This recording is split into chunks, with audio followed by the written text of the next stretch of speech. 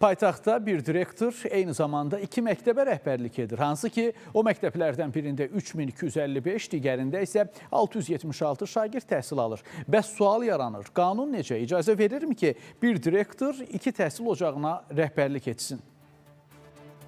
Paytaxtın Binəqədi rayonu 135 saylı məktəbin direktoru Şəfa Qurbanova 244 saylı məktəbə direktor təyin edilib. O eyni zamanda 2 təhsil ocağına rəhbərlik edir. Paytaxt məktəblərində isə belə hal ilk deyil. Məktəb direktoru vəzifəsi həm tam ştatlı, həm də məsuliyyətli bir işdir. Lakin bir müəllimin eyni anda 2 məktəbə rəhbərlik etməsi bu praktik cəhətdən mümkündür və belə işləmək həmən təhsil ocaqlarında təhsilin keyfiyyətinə necə təsir göstərir? Üz tutduq Şəfa müəllimənin yeni təyin olunduğu təhsil ocağına. 3000-dən çox şagird və 199 müəllim kontingenti olan təhsil ocağında şagirdlərinin əksəriyyəti yeni təyin olunan direktoru real olaraq görməsələr də, oxuduqları məktəbə yeni direktorun təyin olunduğundan məlumatlıdırlar. Direktorunuzun adı nədir? Şəfa. Nə vaxt gəlib məktəbə? Bu il gəlib 135 direktoru həm də. Haram direktorudur sizin Şəfa müəllim? Həm buranın, həm də 135 nömrəli məktəbin. Dərs keçirsə görürsünüz onu? Xeyr. Şəfa müəlliməni biz də görə bilmədik. Lakin yeni direktorun dərs saatı başlayandan axşam 7-yə kimi məktəbdə olacağı bildirildi. Müəllimə, Şəfa müəllimə saat neçəyə qədər burada olur? Saat 7'ye kadar.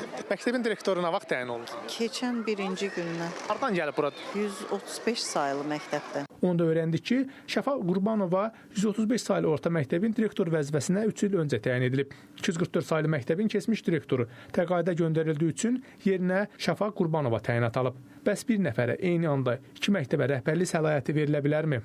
2 məktəbdə tutaq ki, aralarındakı məsafə kifayət qədər çoxdursa, o zaman həmin məktəbə bir direktorun təyin olunması qanunvericiliyin tələblərinin pozulması deməkdir. Təhsil eksperti Elçin Əfəndinin sözlərinə görə, ölkə qanunvericiliyi yalnız bir təhsil müəssisəsinə bir rəhbərin təyin edilməsinə icazə verir. Yalnız istisna hallardasa Tutaq ki, hər hansı bir direktor müvafiq olaraq hansısa bir müəssisədə çalışırdı və yalnız onun müəyyən təyinatı verilir başqa məktəbə.